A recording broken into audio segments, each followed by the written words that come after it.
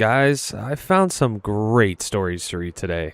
And while I'm reading today's stories, I'm going to be traveling thousands of blocks away to try and find a sulfur cave biome. So go ahead and get comfortable, grab a snack or something, because we're in for a good one today. So yeah, let's go ahead and get started with the first story. The first story today is from r/nosleep from user Diligent Schedule 465. The ferry boat has been coming to town for 10 years. It cannot be allowed to reach land. I go out to the cliffs like I have every Wednesday for the past 10 years.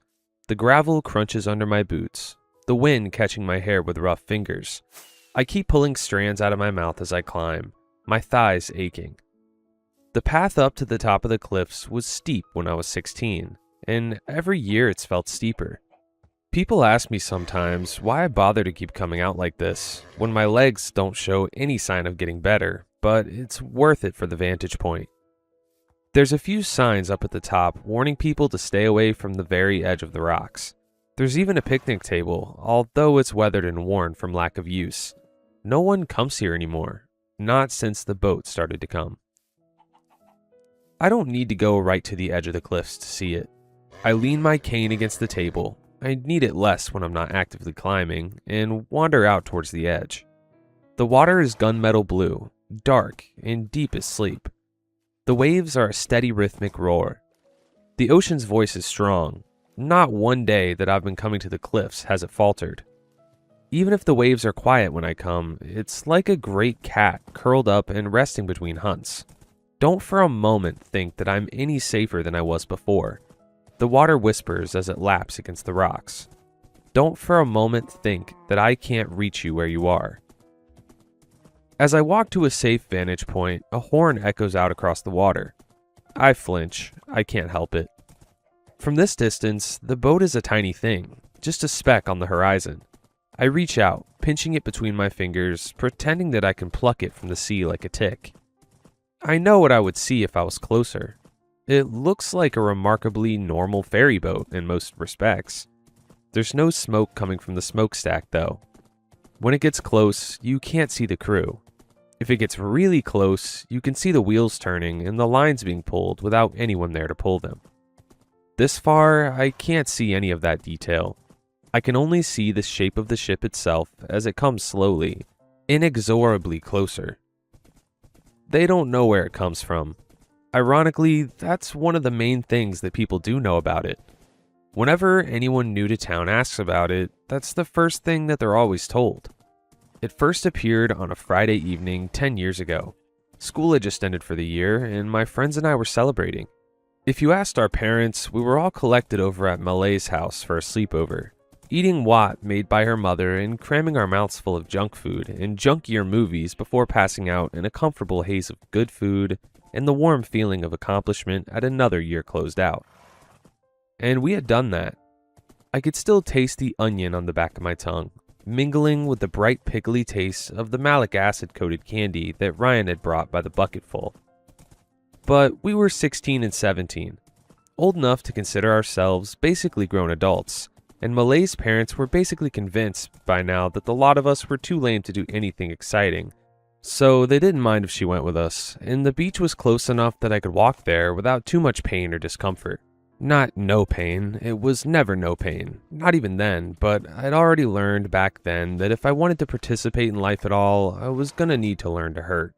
There was only so long that you could watch movies, and when the credits rolled, someone made the suggestion. One thing led to another, and we were shoving on jackets and fishing phones out of couch cushions and making our way out into the cold night, on the path down towards the sea. I don't remember the walk there that well, nor our time on the beach before it came. It comes back to me in snatches and flashes.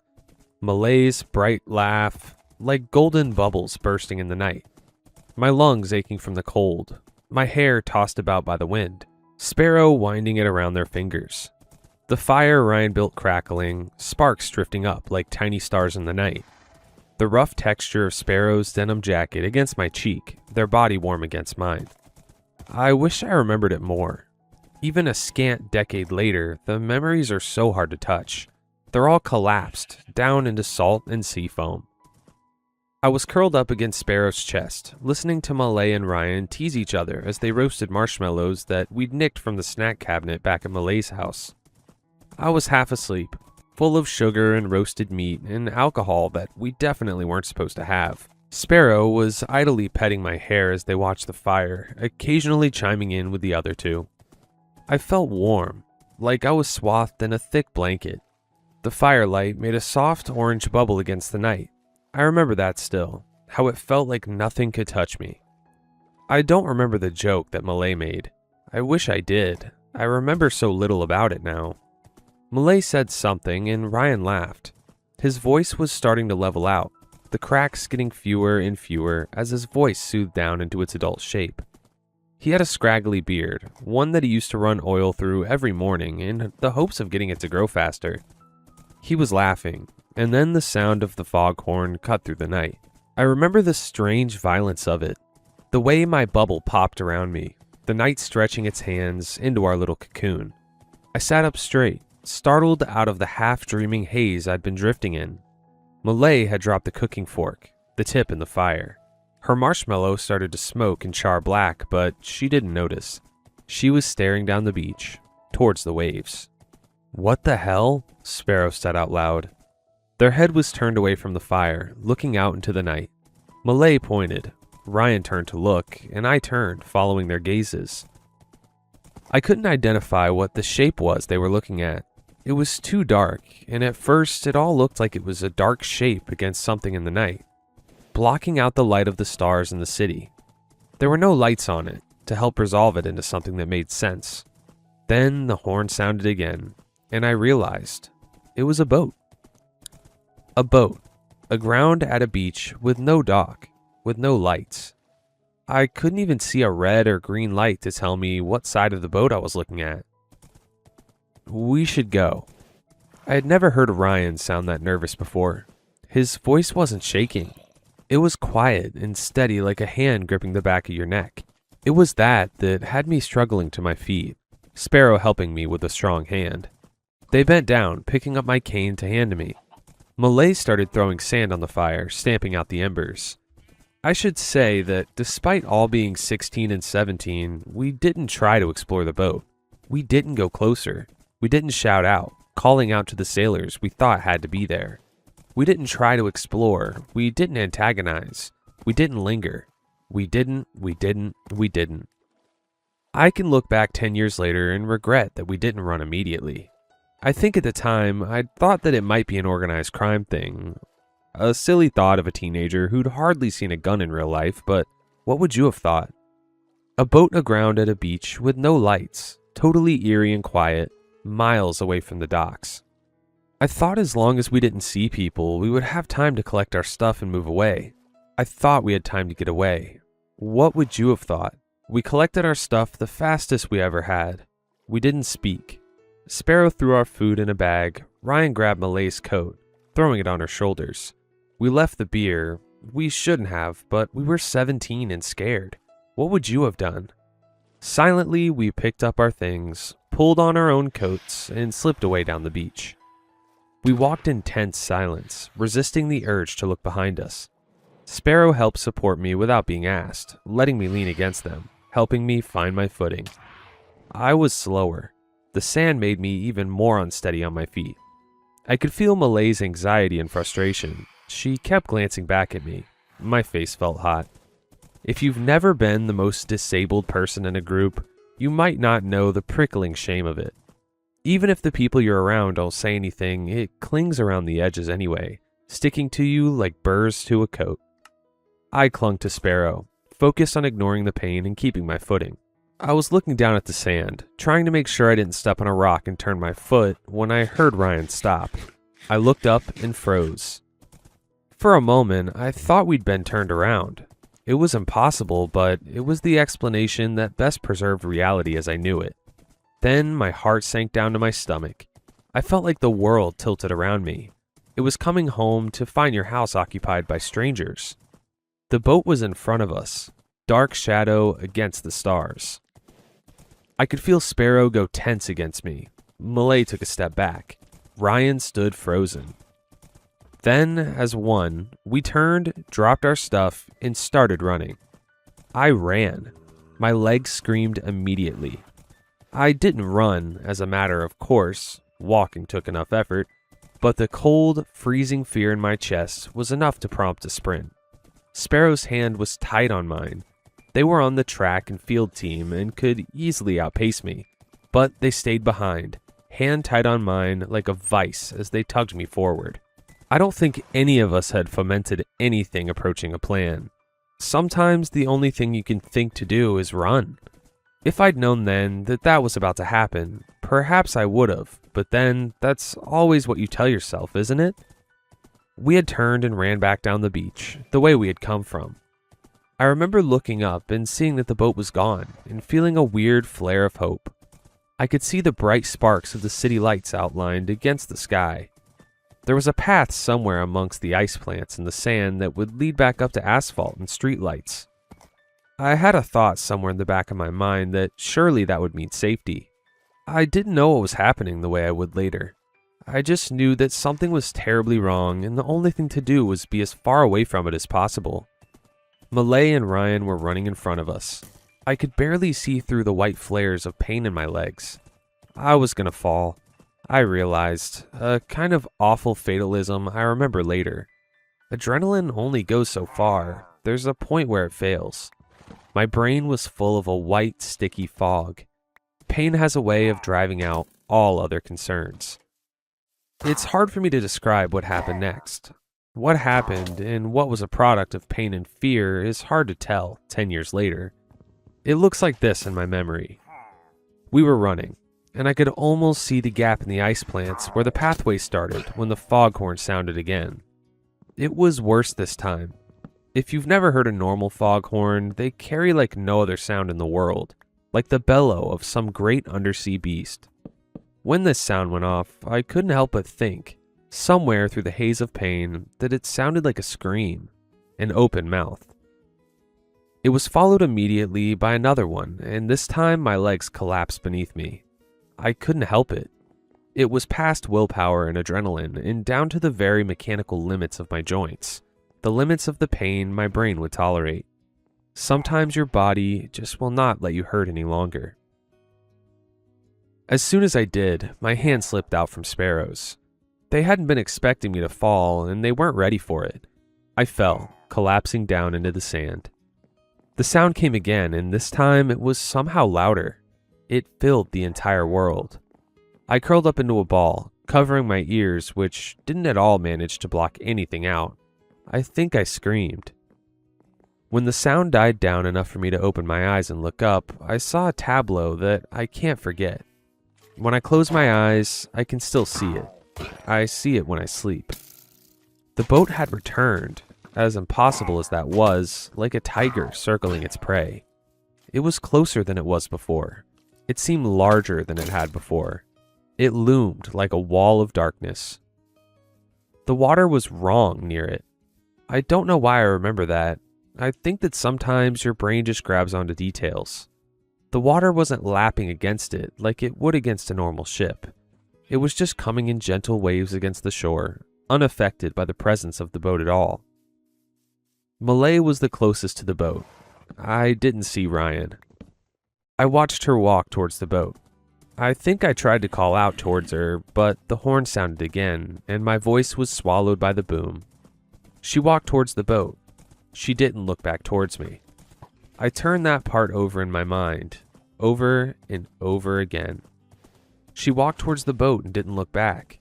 She walked towards the boat, and then, like I said, I was half out of my mind with pain and fear. It's hard to tell what's real and what wasn't. I can only tell you what I saw. She walked forward towards the boat, and it looked like the darkness opened up. I saw something, a rope? I couldn't see, curl around her hands. She didn't resist it. She walked forward into the darkness and was gone. Sparrow was closer to me. They were standing, staring at the boat. I watched them sway gently on their feet. They took a step forward, like they were going to follow Malay into the dark. I made a sound that I'd never made before. Some kind of wounded animal cry. I crawled forward. Sparrow, Sparrow. Sparrow turned. There was something strange about their expression, something hollow and empty, like a doll. I reached out a hand towards them. Sparrow, please. To my immense relief, Sparrow came towards me. I couldn't stand on my own. Even trying to lift myself up sent spikes through my flesh. They reached down, helping me to my feet. I buried my face into their neck and breathed for a second. Let's go, please. I hardly knew what I was saying. Sparrow didn't say anything. They just braced their grip on me and started walking towards the ship. What? It came out in a breathless little whisper. My lungs didn't seem to work like they wanted to work. They took another step forwards. I looked at their face, but their eyes didn't seem to want to focus on mine. Their eyes were dark. They were focused intently on the boat beyond. Sparrow, what? It's okay. I knew as soon as they spoke that something was unimaginably, awfully wrong. Sparrow didn't talk like that. Their voice was supposed to be high, fast, and sharp. They talked faster than they could get words actually out coherently most of the time. They didn't talk like this, soft, empty, and slow. It's okay. Their skin was so cold against mine. We'll be there in just a moment. I tried to stop, pulling away. No, we need the street, Sparrow. Don't you want to see it? They stopped, but they didn't turn away from the boat. Their grip was still strong on me. This time, they looked down, and I had the awful feeling they were still, somehow, looking through me. Their faint smile was like no expression I'd ever seen on their face before. What? It's here for us, Sparrow said, with that same empty beatific smile. They watch us, down in the deep below. They watch us with their eyes that aren't eyes, down in the deep dark, below the water, and they're tired of waiting. They have space for us down in the dark, below the water, below the ocean's floor. Don't you want to see? No. I yanked away, hard enough to slip out of Sparrow's grasp. I hit the sand, and my vision went white with pain. When it had receded enough for me to understand anything again, Sparrow was standing in front of me. I flinched, but they didn't grab for me. They leaned down, pressing a soft kiss against my forehead, before they stood up, smiling that awful smile that wasn't theirs. Just look, they said, in that same dreamy, dead, dull voice. Just look, can't you see?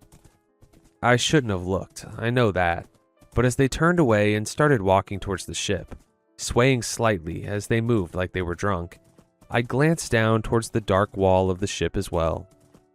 The darkness was different somehow now. Instead of just being empty darkness, it seemed to ripple like water. It rippled and distorted, and for some reason, despite an alarm starting to go off in the back of my brain, I couldn't make myself look away. In the darkness, I saw something moving. I wish I could describe to you what I saw. I wish I could make it make sense to someone who hadn't seen it. Any description I come up with seems to pale in comparison. In the darkness, I saw something look back at me. I saw eyes, but they weren't eyes. Eyes didn't move like that. They weren't eyes, but they could see. They could see inside me, and they promised me things. They promised me darkness, that they had space for me. There was a place below the waves, below the water, below the bottom of the ocean that was open for me.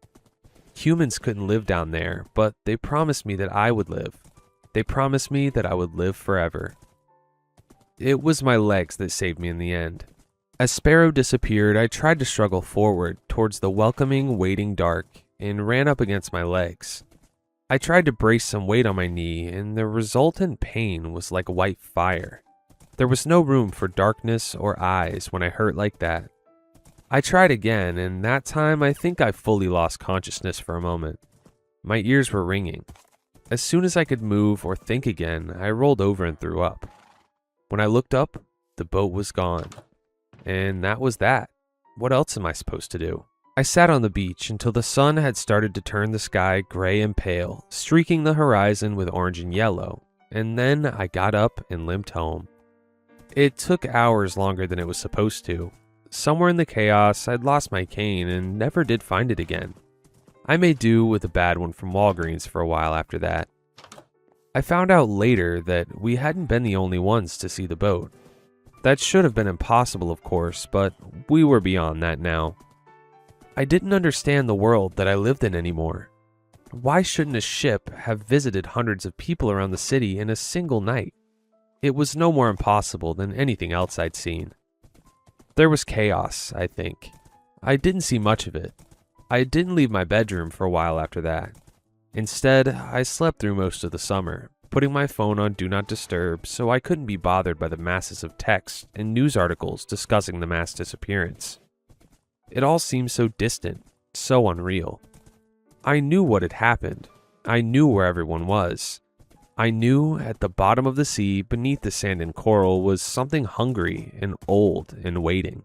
Everything else was just so much theater and pageantry compared to that. I kept seeing the boat whenever I slept.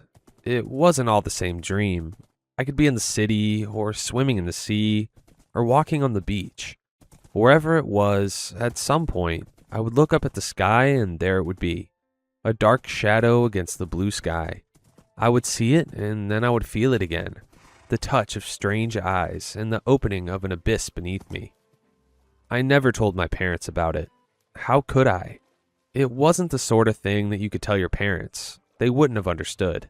They wouldn't have understood what I meant when I said they were still waiting for me. Their eyes were still on me.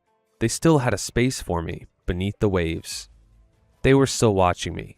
I suppose it was fair that I watched them back. I turn away from the sea, beginning to walk back towards the pathway down to the parking lot.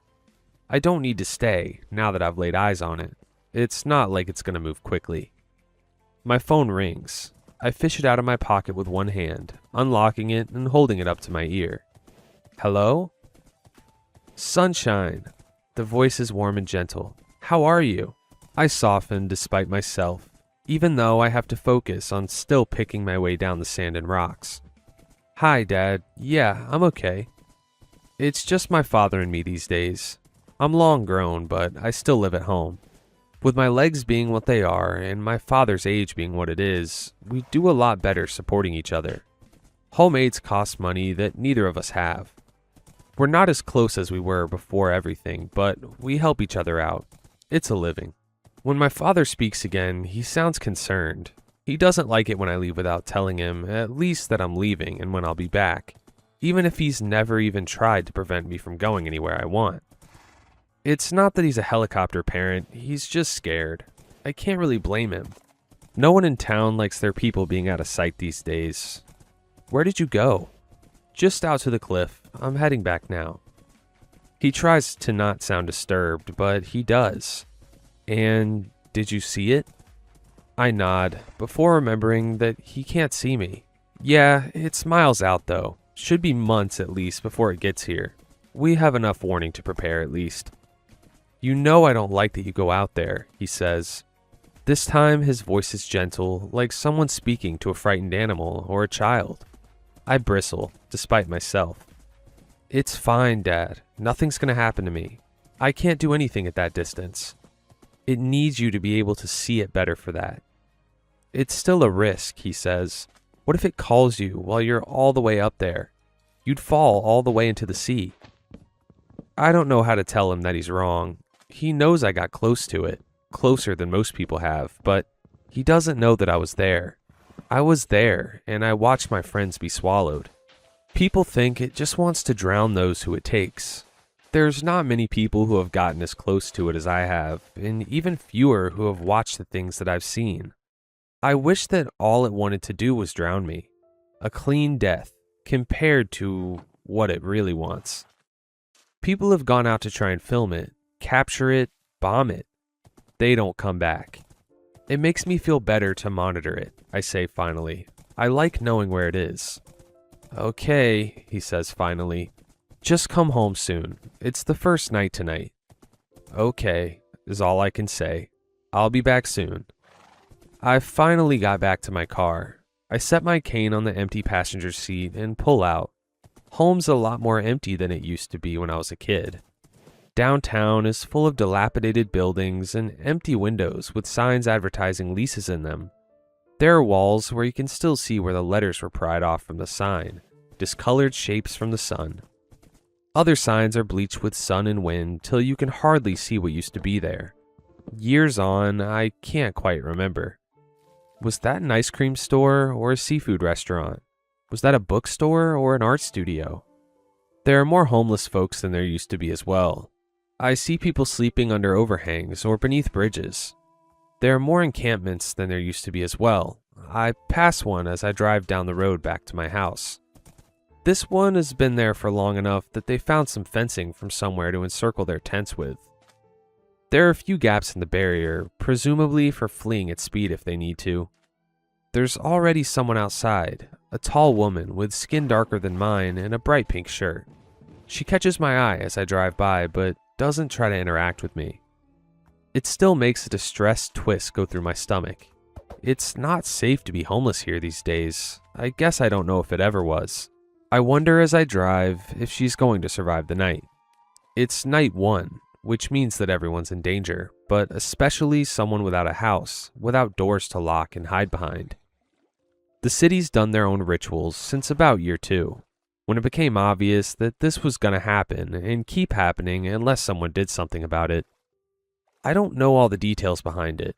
As I've heard it, they got someone from the university, marine biologists, oceanographers, folklorists, even some sailors from the local historical tall ship, and threw everyone in a room together until someone came up with an idea for what to do about the ferry boat.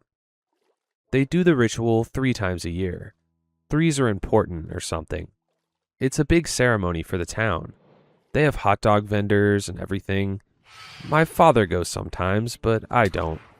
I'm pretty sure it doesn't do anything. Whatever I saw down there in the deep dark, down below, doesn't care about little rituals with salt and gorse and sea campion. And then there's the rituals that other people do. Don't be surprised that someone came up with it. Wouldn't it have occurred to you at least? It takes people. It hollows them out of everything but salt water and shadow and dries them down to the darkness beneath. It wants people, for whatever reason. I have no idea why. I don't know who it was who first thought of it, but it's the kind of thing that people do. It wants people. Let's give them the people we don't want in the first place. I don't know anyone who for sure has taken part in the unofficial side of Night 1. I've never heard of anyone getting convicted for it either. Once you fall into the cracks, people don't put that much energy into looking for you and bringing you justice either. Perhaps you think I should help them. Perhaps I should. What would you do? My house is small. We downsized after my mother was lost. I don't think either of us could bear existing in the rooms where she had once walked anymore. It's small and green, and after I park, I walk past my father's tiny vegetable garden.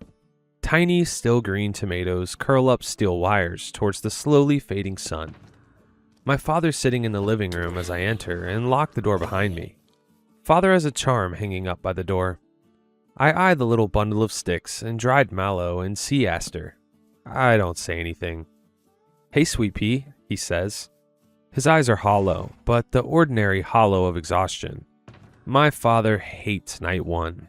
I think I do, somewhere, but I haven't felt anything very strongly for a long time. "Hey, Dad." I lean over and press a kiss to the top of his forehead. "Staying up?"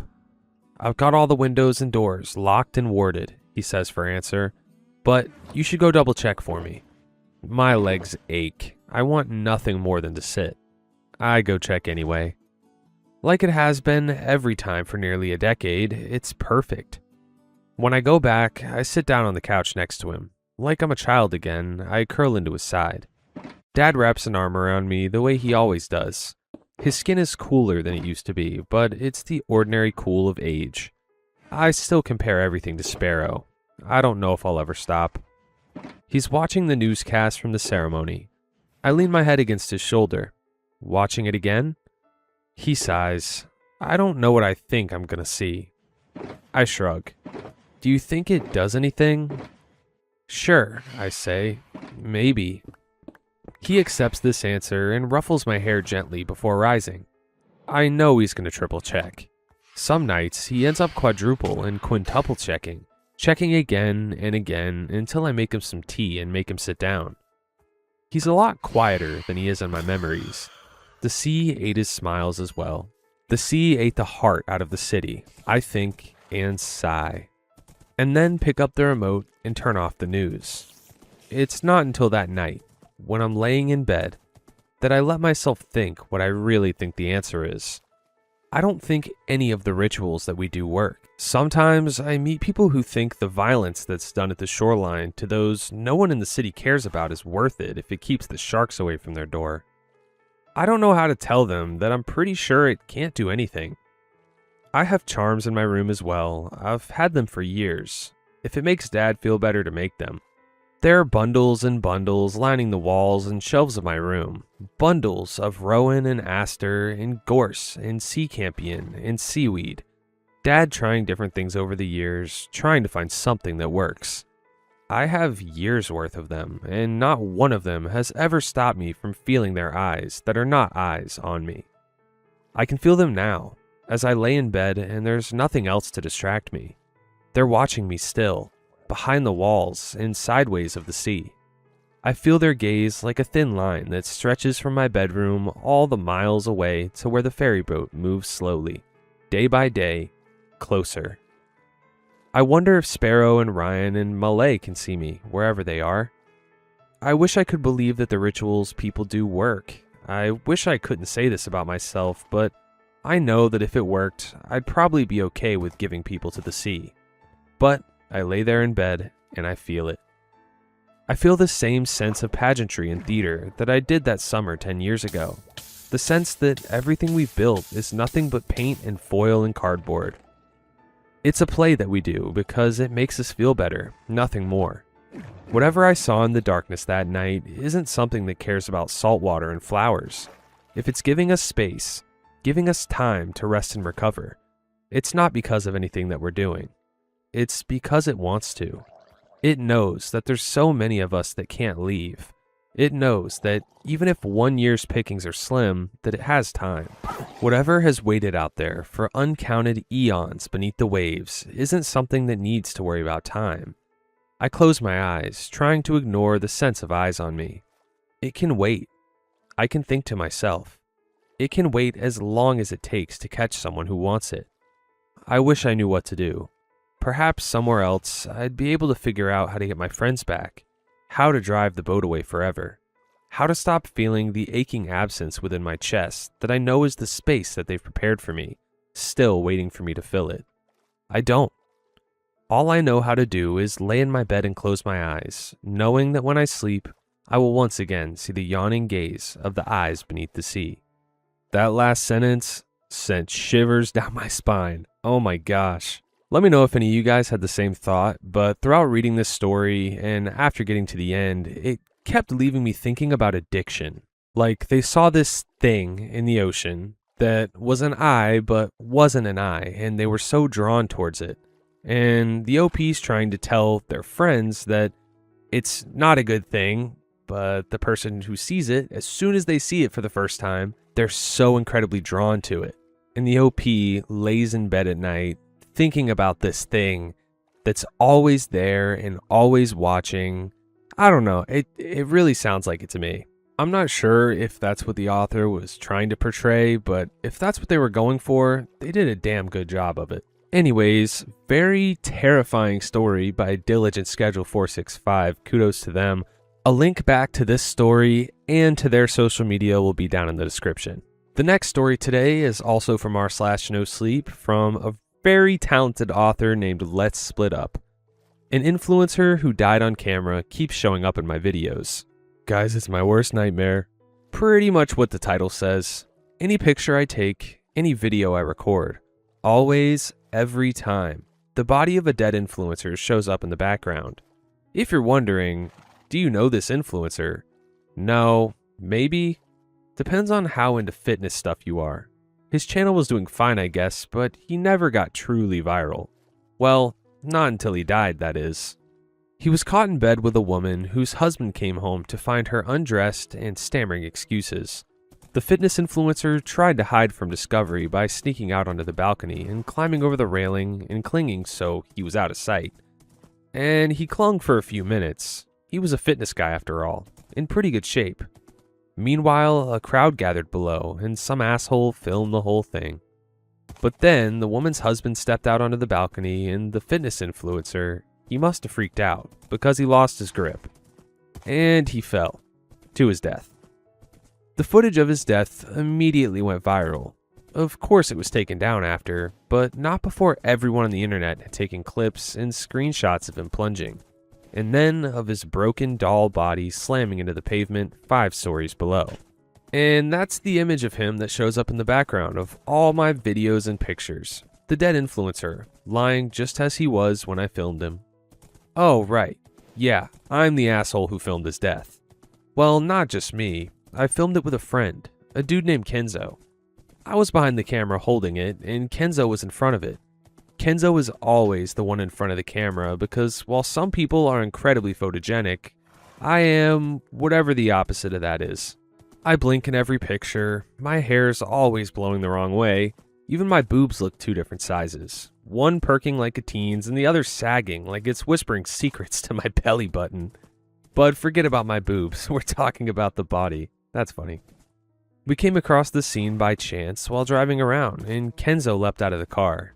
See, Kenzo and I are also wannabe influencers. In high school, we started our first YouTube channel, and since Kenzo is the Ken to my asymmetrical boob Barbie, i.e., he's got Riz while I've got nerdy editing skills, he's the one who always appears on screen.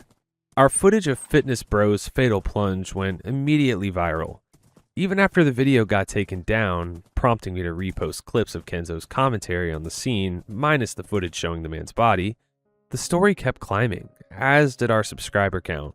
And if you're wondering, did my conscience ever whisper that maybe, just maybe, using a man's tragic and scandalous death was a little morally bankrupt? Nope. I couldn't hear such pangs of conscience over the euphoric rush of all those new subscribers. And I mean, we were trending for days. It was only later, when I was editing our latest video, that I spotted the glitch, let's call it. The glitch of a dead body in the frame. The hell? I whispered. It was in a video we'd shot by the poolside of Kenzo reacting to different super duper hot sauces. Yep, our content is super original.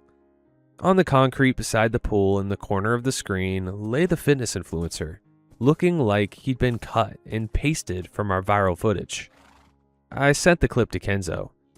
"Oh my gosh, you evil diabolical genius," he exclaimed. "People will go crazy." Apparently, he assumed I'd put the body there, maybe as rage bait to troll the people who'd clutched their pearls over our initial footage of the man's death. And yeah, that would have been a brilliant marketing strategy, but I said I didn't put it there. It was far enough to the side in the frame, right at the corner, that I was able to cut it out and post the video without it. Even if it would generate clicks, I was beginning to feel the tiniest churnings of queasiness that I'd eventually realize was my conscience. But after it went up, the comments exploded anyway. The body was back in the frame. I quickly removed the video from our feed, only to see that notifications were blowing up on Instagram too. Kenzo had posted a selfie on the beach with the waves in the background, and the dead body was there, lying on the wet sand, like he'd cut and pasted it from our footage. No, not just cut and pasted, it looked a little more gross, like it was in the early stages of decomposition. That settled it. It had to be a filter he'd installed, and I called him up to hash it out with him and found out that he was about to call me to demand if I'd hacked his phone or something. So we met up. And we tested it. And in every pic we took of Kenzo, there in the background was the dead body. "So," he said after our test, "I guess I'm haunted?" Yeah. This is... Alright guys, sorry. This is like... What is this reaction? "So I guess I'm haunted, huh?" "Yeah, I guess so." No. Anyways, let's continue. I tried out other cameras, even a Polaroid. The dead influencer was even on the Polaroid. So, after we got high and drunk and spent a good 24 hours in complete freakout mode, we finally sat down to brainstorm solutions to this decomposing influencer problem. Like, what exactly should we do about this? And how are we going to continue our channel if he kept appearing in all of our videos? We did the only thing that made sense for us. The Decomposing Influencer series was our biggest ever. What? It got us clicks. And yes, every alarm bell in my brain clanged with the warning that we were messing with something that definitely shouldn't be messed with. But I mean, do I even need to tell you how insane our metrics were? We couldn't have asked for better content. Kenzo promised $1,000 to anyone who could debunk him, and challenged anyone who believed the haunting to be a hoax to show up with a camera and a live stream. Everywhere and anywhere we went, he urged people to snap pictures of him with the hashtag #HauntedKenzo. It's not a prank, it's not staged, it's all real, he claimed. We were so high on our skyrocketing subscriber base that we barely noticed the spookiness. The body was decomposing by the day, but so what? All the better to farm engagement. It wasn't until later we realized it. In addition to rotting on screen, it was actually moving closer. One of our followers put together a time-lapse. In it, the body could be seen vividly rotting, turning discolored and bloating, and all the while moving closer to the camera. And not just that. It happened so slowly we didn't notice it at first. But in the original video, the dead guy was lying on the pavement facing away from the camera. In all our recent videos, he was turned toward the lens, his sightless eyes fixed on us. What happens when he gets right up next to you? I asked Kenzo. I don't know, Kenzo said, obviously chilled. We both sat there in deeply contemplative silence for a moment before he added, we gotta get it on film. You know that scene in Austin Powers where there's a dude standing with his hand out, screaming and screaming, while Austin Powers drives a steamroller and motions him to get out of the way, and he just doesn't? He just stands there until it flattens him? With my camera, I'm like Powers driving the steamroller, with Kenzo in my sights facing down his inevitable doom. In the last selfie he ever took, Kenzo was lying on a sofa, and the dead man was right on the floor beside the couch. Lips pulled back in a rictus grin and eyes leaking from his head. The next day, Kenzo disappeared. The popular rumor is that Kenzo faked his own disappearance as a publicity stunt. Some people are now claiming the whole thing was always a hoax. But what most people don't realize is that there's an unreleased video of him in his final moments. See, we were scheduled to do a shoot of his final confrontation with the decomposing influencer over by the condo where the guy had died. It seemed thematically appropriate, and we figured it would boost our views. Once we were on location, I framed him in the camera view and asked him, "How are you feeling about today's planned confrontation with the decomposing influencer?" He laughed and said, "Well, I can't see him, so it's really hard to know what to expect when we meet." "Oh, that's right," I said. "To you, it's just an empty sidewalk. You won't see him until editing. What if he... Holy shit!" What I remember is how Kenzo cocked his head. While on my camera screen, a bloated body was rising up and reaching for him. And even when he couldn't see the body, he must have felt when the hand gripped him, because his eyes flashed impossibly wide, his mouth gaping in a shriek of absolute terror. And then he was gone. Just gone. I've rewatched the video over and over. It doesn't change. I haven't posted it. Because I've finally realized something. Like I mentioned, I'm not photogenic, right? Maybe that's why it's taken me so long to notice. I assumed the dead influencer was going for Kenzo, and yeah, he definitely did grab Kenzo and even appeared in selfies Kenzo took without me. But in the videos that I took of Kenzo, the body wasn't actually getting closer to him. It was getting closer to the camera lens, to me. And when it finally grabbed Kenzo, in the moments after he disappeared, it was still on screen and turned its head to glare at me. I stopped filming. I haven't taken any photos or videos since then. I've taken down our channel and deleted all our content, hoping that'll appease the dead dude. But I got caught in the background of someone else's selfie recently, and he was there. He was right there, more decomposed than ever, reaching for me. He hasn't gotten close enough to grab me yet, but given how hard it is to avoid smartphones these days, I can't help but wonder how long until I, too, feel the rotting hands dragging me down to whatever special place in hell is waiting for those who sold their souls for clicks. Guys, this is a Logan Paul moment right here. If you know, you know. Yeah, I feel like it kind of goes without discussion that these people are gonna rot in hell because that's a terrible thing to do. But, I guess they learned their lesson, and the clicks and going viral and all that stuff, it's not worth it. Anyways, let me know what you guys thought about that one, and let's go ahead and get on with the next one. It's from r/no-sleep from user horrorjunkie123. When my aunt passed away, I agreed to take in her pet parrot. She's been telling me strange things. My Aunt Liza passed away last month. She was 47 years old. Aunt Liza's cause of death was determined to be an accidental overdose. As someone who has overcome struggles with addiction, her passing left a mark on me. I suppose that's a big reason why I agreed to take in her 14-year-old African Grey, Lulu. I'd overheard Uncle Frank telling my mother that he was going to have to give her up to an animal shelter. That just felt wrong. I've always believed that pets are family, so I told Uncle Frank I'd take her. The first week was a major adjustment. Lulu expressed obvious confusion at her new environment. "Where's Liza? Where's Liza?" She repeated the phrase. She repeated it so often in the first days with me that I knew I needed to take action. I wasn't sure if Lulu was capable of understanding, but it was worth a shot. "Where's Liza? Where's Liza?" I took a deep breath. I approached Lulu's perch and gazed her in the eyes. "I'm sorry, Lulu. Liza is gone." The bird cocked her head to the side. "Liza is gone." "Yes, Liza is gone." A tear trickled down my cheek. I didn't think it would be that hard. Saying it out loud somehow made it more real. Lulu didn't respond. Instead, she turned around and faced the wall. Lulu's behavior started to change a few days after that. Initially, she wouldn't say much aside from the occasional "Liza is gone." Then she started saying things that I'd never heard her repeat before. The first incident was after work on a random Thursday.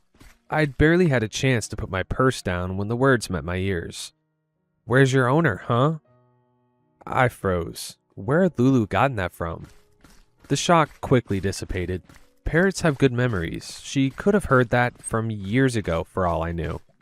Only later did I realize that I should have taken Lulu's words more seriously. The next incident didn't occur for another week. Lulu was seemingly coming around to her old self. She was active and a total menace to my houseplants. R.I.P. Fern and Det. It's actually a really good name. Additionally, Lulu was talking a lot. As her mantra, "Where's Liza?" went out of fashion, I began to grow accustomed to her more common phrases. "Hey there" was her go-to greeting for when I arrived home. "Aw, is someone hungry?" was an indicator that she needed to eat. And at random points in the day, she absolutely loved to shout, "What you talking about, Willis?" for no reason at all. Not to say that those were the only phrases she used. No, she picked up new words all the time, but those were the most recurring. Even with her colorful vocabulary, I was shocked to hear what she had to say when I woke up one morning. I could hear Lulu squawking from the room over, but I couldn't make out what she was saying. I tried to go back to sleep, but after 10 straight minutes of Lulu's muffled yelling, I decided to roll out of bed for the day. I stepped into the hallway, rubbing sleep from my eyes, and I froze. Clear as day, Lulu repeated, "That bitch, I'll end her." I was stunned. Sure, Lulu could be a potty mouth at times, but I had never heard her utter anything so violent. The inflection told me that whoever she had picked it up from was not messing around. I tentatively approached the living room where Lulu's cage was kept, and I poked my head in. I surveyed the room before determining that no axe-wielding murderers were lying in wait to chop my head off. I opened Lulu's cage and let her hop onto my arm. "What's wrong, girl? Where'd you hear that from?" Lulu cocked her head to the side, black eyes studying me, before she responded, "Aw, is someone hungry?" Fortunately, Lulu's newest catchphrase didn't last very long. As time went on and we grew more accustomed to one another, I began to leave Lulu's cage open at night. That way, she had access to water if she needed it. I didn't have to worry about her making a mess, unless a houseplant was involved. Aunt Liza had trained her well. She rarely ever left her cage past dark. That's why I was so shocked to find her shrieking at me in the middle of the night last week. I was awoken from a deep slumber by a high-pitched scream. I instantly recognized it as Lulu's. She was beside my bed, nearly touching my ear, repeating the same phrase over and over again. "Hey there, hey there." My eyes shot open. I bolted upright, looking for any sign of a disturbance. My vision was slow to adjust. When it did, I realized exactly why Lulu was shouting. Someone was sitting on the edge of my bed. Nope. I don't know about you guys, but I am booking it. This house is getting burnt to the ground. Hell no. I'm normally able to avoid jump scares when I'm reading these stories, but this one got me. Anyways, let's continue to see who's sitting on the edge of the bed. The silhouette of a hooded figure faced the wall, unmoving. The person didn't react to Lulu's shrieks. It was as if they wanted to be seen. I sat still as a statue. In my times of distress, my fight or flight instinct doesn't kick in. Instead, I freeze. That's why I couldn't bring myself to move when the figure turned toward me. Even in the darkness, I could see that they were wearing a mask. It was plain white with a smiley face on the front. The figure produced something from their pocket. My blood turned to ice. The intruder brandished a knife at me. They held it up to my neck amid a cacophony of frantic "hey there's." Lulu launched an attack at the figure, clawing at their mask and hoodie. They acted as if they didn't notice. I was so terrified that I couldn't even bring myself to breathe. The intruder pressed the knife to my flesh, sending a small stream of scarlet trickling down my neck. They leaned in close and whispered into my ear. "This is your only warning. Mess with us again and you're dead." With that, my assailant stood, put the knife back into their hoodie pocket, and walked out of the room. Lulu stopped attacking once they were gone and joined me at my bedside. Her frantic shouts had devolved into quiet, pensive whispers. "Hey there, hey there." For a few moments, I was too shocked to react. I'd seen my life flash before my eyes just seconds prior. I truly thought I was going to die.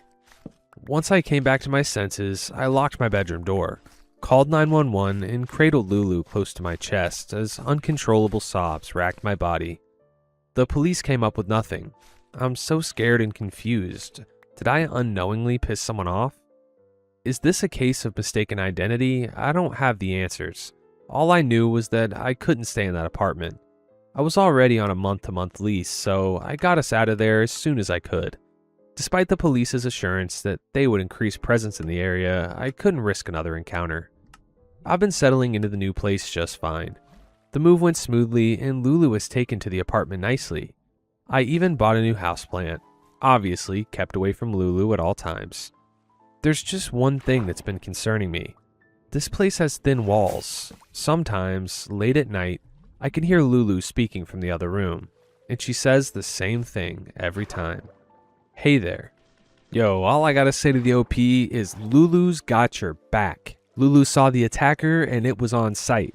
Lulu was letting you know that there was somebody there. Hey there. But yeah, all jokes aside, there's actually no part 2 to this story, at least not yet, but it leaves me thinking, Aunt Liza, did she really, quote unquote, accidentally overdose? I don't know, it's pretty suspicious. And then Frank wanting to immediately send Lulu to an animal shelter. I mean, it's very, very sus. Even though there's no part 2, I kind of like stories like this that kind of leave you to come up with the answer. Also, RIP Fernadette. Anyways, that's all the scary Reddit stories and Minecraft I have for you today. If you guys liked today's video, don't forget to drop a like and subscribe because I want to feel how heavy one of those cool silver plaques are. And yeah, I will see you guys tomorrow. Thanks for watching. Peace.